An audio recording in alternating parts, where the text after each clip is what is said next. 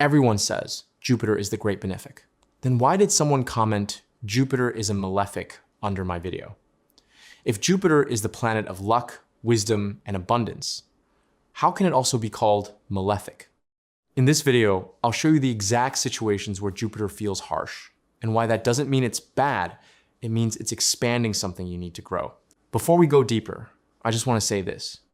If you want to understand how Jupiter is specifically working in your own chart, in your career, money, emotions, or relationships, you can always get a personalized reading. What I'm sharing in this audio will give you clarity and a big picture perspective, but your chart will always give you precision. Now, let's break this down in the simplest way possible. In astrology, no planet is purely good or purely bad. Every planet operates based on context. And Jupiter is the perfect example of this. Jupiter is naturally benefic. That's its core nature. It wants to expand you, uplift you, guide you, and bring meaning into your life. But here's the part most people miss. Jupiter expands whatever it touches. Not just the good, it expands everything. So if Jupiter is connected to something challenging in your chart, it doesn't remove the challenge, it amplifies it. And that's where people start calling it malefic. Let's make this very simple with a few examples. Imagine Jupiter in the 6th house. The 6th house deals with daily work, stress, competition, health issues, and people who oppose you. When Jupiter sits in the 6th house, it expands 6th house themes. This can look like more responsibilities at work, more competition in your environment, and in some cases, health issues that take longer to resolve. Now, is Jupiter trying to harm you? No. Jupiter is expanding your capacity to handle pressure. It is pushing you towards discipline, resilience, and growth through effort. But when you are inside that experience, if you don't understand the bigger picture, it can feel like bad luck. Now think about Jupiter in the 8th house. The 8th house is the house of transformation, sudden events, deep emotions, and sometimes crises. Jupiter in the 8th can bring intense emotional experiences, sudden life changes, and deep psychological transformations. For some people, this feels overwhelming. They might say, nothing in my life stays stable. Something always happens. From a higher perspective, Jupiter here is accelerating your evolution. It is forcing you to go deeper than the average person, to face what others might avoid for their entire lives. So is Jupiter malefic or is it transformative? Now let's look at Jupiter in the 12th house. The 12th house is isolation, loss, hidden matters, spirituality, and retreat. When Jupiter is in the 12th, it can expand expenses, situations that feel like loss, or times when you feel alone or withdrawn. At the same time, it can open the door to deep spiritual insight, compassion, and healing. So someone might feel like Jupiter is taking things away. But spiritually, Jupiter may be asking them to let go, to surrender, and to connect with something higher than just material comfort. In all these examples, Jupiter is working through more difficult areas of life. So the person might experience it as harsh or malefic. But underneath, Jupiter is still playing its role as a teacher and a magnifier. Now, let's talk about cases where Jupiter acts in a more obviously benefic way. Think about Jupiter in the 1st house. The 1st house is you, your personality, your body, your way of approaching life. Jupiter in the 1st house often gives a positive outlook, natural confidence, wisdom in decision-making, and a feeling that you are somehow protected. People with Jupiter in the 1st house often feel that things eventually work out for them, even after setbacks. They may inspire others or naturally move towards growth. Now consider Jupiter in the 9th house. The 9th house is higher learning, philosophy, spirituality, long-distance travel, and teachers. This is a natural domain for Jupiter. Here, Jupiter can bring spiritual growth, opportunities to study or travel, powerful mentors, and a strong sense of meaning and purpose. This feels very benefic because Jupiter is expanding areas that are already aligned with wisdom and higher understanding. Another example is Jupiter in the 2nd house.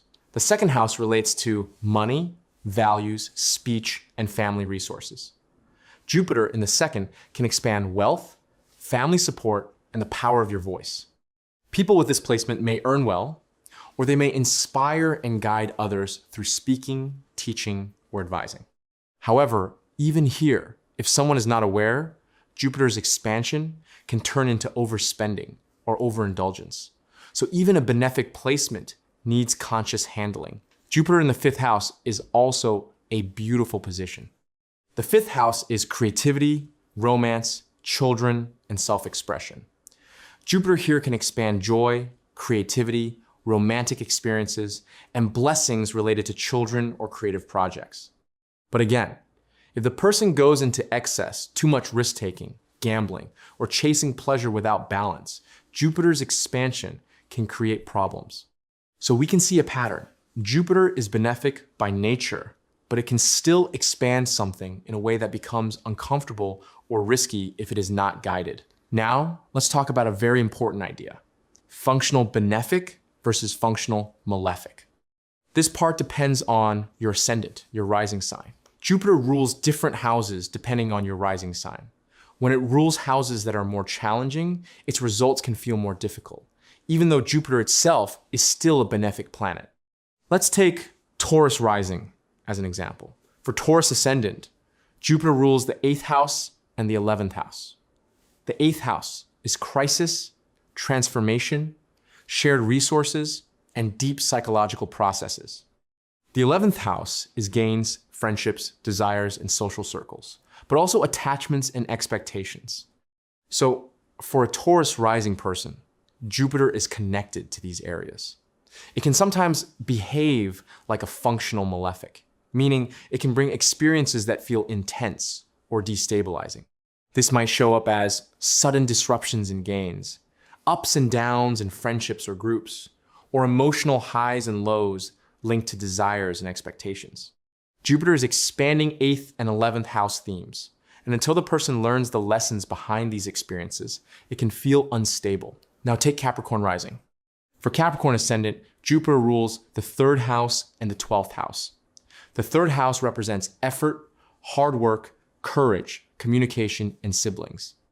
The 12th house represents loss, isolation, expenses, hidden matters, and spiritual retreat. Here, Jupiter can expand effort and struggle, as well as 12th house topics. That might look like increased expenses, situations that feel like loss or letting go, periods of isolation or withdrawal, and a strong push towards inner work and spiritual growth. For a Capricorn rising, Jupiter may not feel like simple good luck. It is still a benefic planet, but its way of helping them is through effort, surrender, and inner development.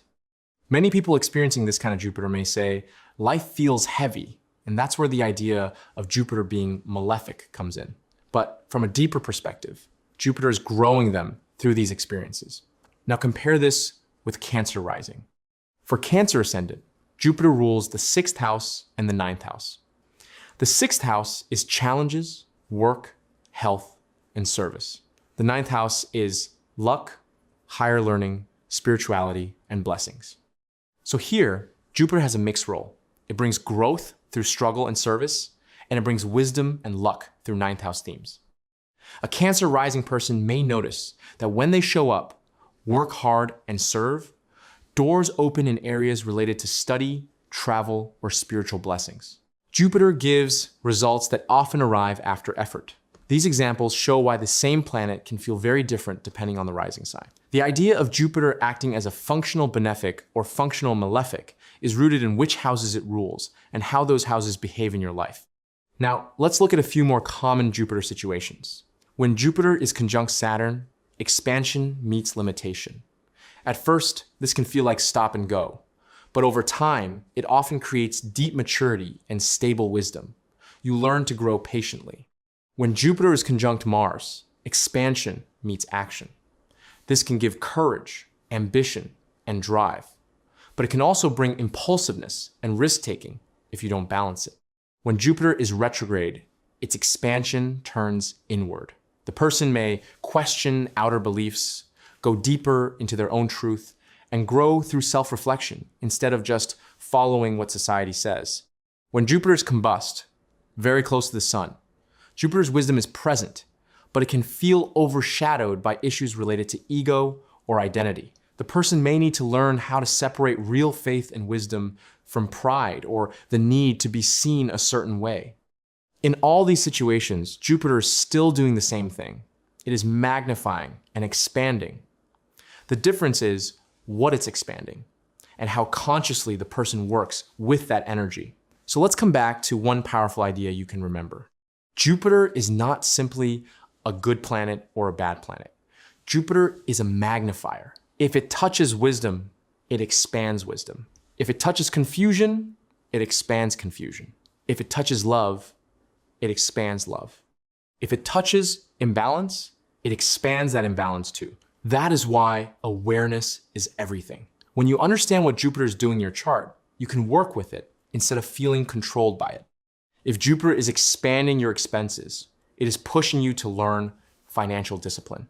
If Jupiter is expanding your emotions, it is pushing you to learn emotional boundaries. If Jupiter is expanding your relationships, it is pushing you to learn discernment and healthier standards. So what looks like a problem often becomes your path. This is where astrology becomes truly powerful. Not when you label planets as good or bad, but when you understand their intention. And Jupiter's intention is always growth. Sometimes that growth feels like blessings. Sometimes it feels like pressure, but both are leading you to the same place, expansion of who you are. So the next time you hear someone say, Jupiter is malefic, understand that they may be experiencing Jupiter through a more challenging house or combination. That doesn't define the planet. It only describes one expression of it. If you really want to understand Jupiter, don't rush to label it. Look at it in your chart. Observe what it is expanding, because that is exactly where your life is trying to grow. If this resonated with you, then join my Patreon. You'll find the link in the description and in the comments. If you want to know yourself more deeply with the help of numbers and become aware of your strengths and weaknesses, make sure you sign up to my Patreon, because I'll be bringing a complete numerology course there soon. Also, subscribe to the channel, and I'll meet you again very soon with another eye-opening video.